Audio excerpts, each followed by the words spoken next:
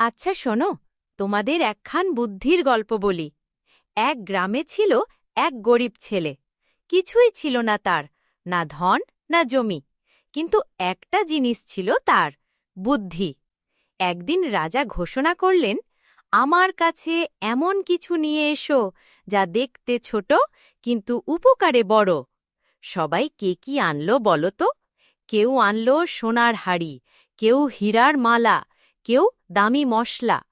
কিন্তু ওই ছেলেটা, সে নিয়ে এলো একটা ছোট্ট কাঁঠালের বীজ। রাজা বললেন, এতে কি হবে?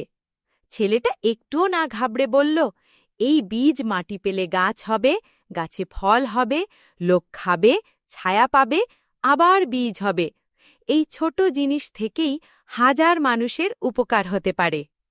রাজা চুপ মেরে গেলেন, বললেন, এই ছেলে জানে ভবিষ্যতের কথা ভাবতে, জানে ছোট জিনিসকে কেমন বড় কাজে লাগাতে হয়। তারপর কি জানো, ছেলেটাকেই দেওয়া হলো সবচেয়ে বড় পুরস্কার, বুদ্ধির সম্মান। এখন বলো তো, এই গল্প থেকে কি শেখা যায়? ছোট বলে কিছুই ছোট না, বুদ্ধি দিয়ে কাজে লাগাতে পারলেই সেটা হতে পারে সবচেয়ে বড় শক্তি।